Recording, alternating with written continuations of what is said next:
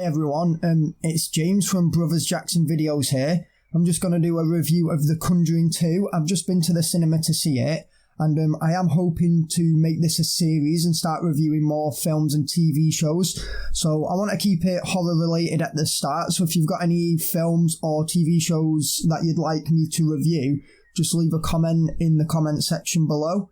I also just want to point out that this review is entirely my own opinion. Your opinion may differ and other reviews' opinions may differ on the film, but obviously this is just my opinion and I'm just going to tell you what I think about the film personally. So first of all, just a little bit of background info. The film is based on the Enfield haunting that took place in Enfield in England between 1977 and 1979. I'm not going to go into too much detail about this as I want to do like a mini documentary on this. So let me know in the comments if you'd like to see something like that. The Warrens had little to do with the Enfield case, though they did investigate in the summer of 1978. They are largely omitted from the case reports as there were numerous other investigators who were more involved. Some accounts even say they turned up uninvited and only stayed for a night. The film obviously dramatises the case but does have some significant nods to the real case, and one scene where the police investigate and the chair moves, is done very true to the accounts and is subtly and realistically executed. The first thing that strikes me when actually watching the film is that at first it seems more over the top than the first. Without spoiling anything, the film feels just a bit like it's trying too hard. The classic Wan style blown just a bit out of proportion, possibly buckling under the weight of the first film. From the start, it doesn't seem over-dramatic and the cinematography seems solid, but there's just an air of almost cheesiness to the film that slightly diminishes any realism present. The film has solid editing across the board. The final edit, sound, cinematography and directing all to the high standard Wan seems to strive for. Edited by Kirk M. Morey, the editor of the original Conjuring and the Insidious films, it has the feel of a classic Wan film. Yet, I feel as with all aspects of the film, it goes in the direction of Insidious rather than The Conjuring. Little things like the way each shot's cut and the way lighting is used in more bluish hues leads me to believe I'm watching an Insidious spin-off. The soundtrack, as with previous installments and the Insidious films, is composed by Joseph Bishara, a frequent collaborator with Wan. Bishara holds a fantastic portfolio and works on films such as Dark Skies, The Extraterrestrial Psychological Horror, and 11-11-11. The musical score is similar to his other works and builds up a tense and dread-filled atmosphere. His use of what I'd call industrial ambience is truly horrifying with the film and quite beautiful on its own, carrying the fear and emotion of the film which I feel would have fallen short without. The music climaxes at the right points, which shows a good understanding between Wan, Morey and Bishara, who have all worked together before. And the creepy choir and Christmas music both set the scene in a haunting way and have a part to play throughout the film. The cinematography is done by Don Burgess, who boasts credits for Castaway and psychological thriller horror What Lies Beneath. He teams up with Wan for the first time and the end product is fantastic. You can tell the cinematography is by a man with nearly 3 decades of experience, as some of the shots are creative and beautiful. Some, such as lightning striking the tree in the last scene, seem to be of a bygone age and fit perfectly with Wan's throwback style. The cinematography is original and varied and is sure to be one key aspect that keeps you watching. The scene when Ed turns away should be boring, but I found myself unable to look away in case its form was revealed. The directing is pure class. That I cannot take anything away from. James Wan clearly knows his stuff and that is key. The actors, due to talent and Wan's directing ability, seem to fit together as the real characters would, and Wan's use of close-up shots is one of the few cinematic elements that add the fear to the film. As with all horror films, you never know what's just out of shot. Wan carries his style through again, and shows off his skills at shooting a vintage horror film. I feel Wan's classic style is an ode to horror of a bygone age, and Wan has drawn inspiration from these classics. Okay, so now into the plot. First of all, as an Englishman, the film has a cheesy portrayal of English people. Set in the 70s, the time of Britpop and the end of the UK's golden era, it's a tad overdone though. This almost evens out as it's a bit funny to me, so it's all good. Straight away, the story screams more detail than the original, and possibly any other Wan film to date. Billy struggling with his speech impediment and bullies, and being helped to learn the crooked man. Janet's bad friends and relationship to her mother, and even the history with their father, are scenes that allude to a detail-rich story, and with the 2-hour length you feel this can be achieved. However, these seem to be wasted subplots that are all but abandoned by the halfway point, and I feel were only used to kill some time at the beginning when not much happens. The expectation of these subplots far exceeds the final product, and the end leaves us wondering what happens with the family about things that had nothing to do with the haunting. This for me is a huge drawback. The potential was there and it was left at the expense of dragged out semi-tense scenes.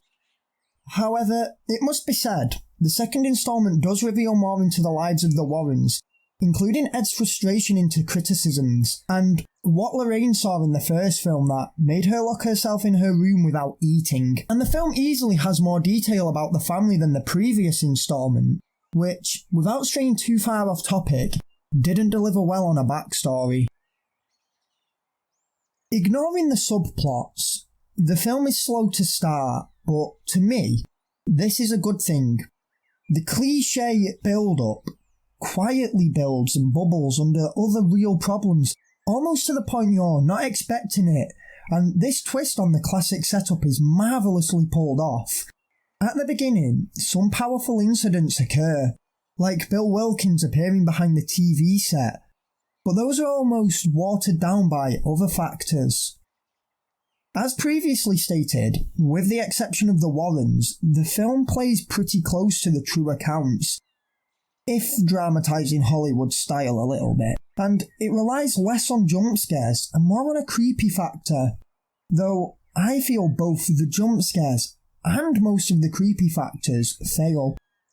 The film is good in that part of you is always waiting for something terrifying to happen, whilst another knows you're going to be disappointed with the execution. This is seen when Lorraine has a vision of Volak in her house. We see Valak, which is very creepy, and she sees the picture Ed painted. The light turns off and a shadow is seen. It's all very creepy and very unsettling, until the shadow goes to the painting and it begins to come out of the frame. It's all a little too much. This is my main criticism of the film. It's too over the top. I don't want to take anything away from the build-ups, some of which will truly rattle you. One scene in particular, when Ed is fixing the washing machine in the flooded basement, nearly had me looking away, but yet again, the final piece was poorly finished. And there are some recurring themes, such as the crooked man, that will haunt you long after the film is over when you are in bed at night. But the key problem Wan et al. Faced was the final punch. Some were anticlimactic, like the end with the zoetrope toy in the tent, and way too expectable. And others were just over the top to the point I was sat watching with a bored and disappointed look slapped across my face. Janet as the crooked man in front of two entire families is a key example of this. A table flies across the room into a cabinet in front of both families, and a big shadow is cast across the floor, depicted as the crooked man, which turns out to be Janet. I'm unable to tell if this is down to being too blasé and comfortable, or a lack of creative flair, but some of the scenes are very disappointing. The overall film, contradictory, is creative, with the sets, especially the room with the crosses, which were donated by neighbours, is one of the most chilling moments, almost causing goosebumps and shivers up and down my spine, purely because of the setting. And in all honesty, some scenes are delivered well, such as a news interview and my favourite scene when Ed looks away whilst Janet drinks water, which is simple, psychologically confusing, tense, and fantastically delivered cinematically and by Patrick Wilson, showing new strengths in Juan's career and a possible path down more psychologically based horror that makes you, as a viewer, doubt yourself at times. Valak, as a character, is not mentioned in any Enfield case reports, and I feel this is there for the sole purpose of having the two plots come together, that of the Enfield case and that of Ed and Lorraine's issues. The film is full of subtle undertones, deep emotional parts that pull on your heartstrings to more comedic tones that help to breathe freshness into the otherwise dark film and help to juxtapose with the fear in a creative and surprisingly well-welcomed way. I only counted 4 jokes, though there could have been more, but this shows a conservative use of jokes, and this is something I believed was executed very well and very professionally. On the contrary, the more emotional moments evoke the feeling of sadness over fear and help the viewer form stronger connections to the vastly different plethora of characters who differ both personally and culturally. And as I've already stated, this is something I feel the original Conjuring didn't do too well with. One of the final points I will be making and only touching on briefly is how the film is much more similar to Insidious rather than The Conjuring. Now, I know both films are directed by James Wan, so there will be similarities, but I came into the film expecting it to be more like the original Conjuring than more like the Insidious films, and I still hold by the fact this is something I am disappointed with because they are different films. I'm just going to list a couple of things that I noticed, or to me made The Conjuring 2 seem more like Insidious rather than the original Conjuring. The comedic tones, though welcomed, are similar to Specs and Tucker in the Insidious films. The over-the-top nature and overall edit are reminiscent of Insidious. As I say, I mentioned the blue hues earlier. To an extent, the more personal backstories, though I enjoyed the more personal backstories and the more detail-rich backstories, reflect the attention that is given to character development in the Insidious series. The acting and setup screams Insidious more to me, especially the script. The film is visually stunning. In this area, I easily give a 9 out of 10. The only letdown for me being the cheesy and cheap-looking digital effects that seem to plague Wan's films. These effects tend to distract me from the more realistic-looking practical effects and makeup, and this isn't just the case for The Conjuring 2.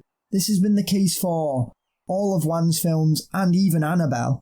The makeup is impeccable and again is a throwback to an era of classic horror. The time and effort the makeup must take is a feat in itself and is something that, as a viewer, I find myself thinking is amazing long after the film. The creatures and demons the makeup department conjure up are truly terrifying and have left an imprint on mine and others' minds, and I feel they definitely deserve more credit, as they to me are another key factor of what makes a film strong. Finally, I wanted to give the ending its own segment, so you can turn it off if you want, even in the non-spoiler edit, just in case. I was personally disappointed with the ending. The overall pieces of the puzzle fitting together feeling rushed and squeezed in for the sake of continuity. Both key parts, including breaking Lorraine's barrier and uncovering the demon's name, are revealed in what seems like 2 minutes and have no real prior build-up or hint to the audience that this is what happened and this is his name.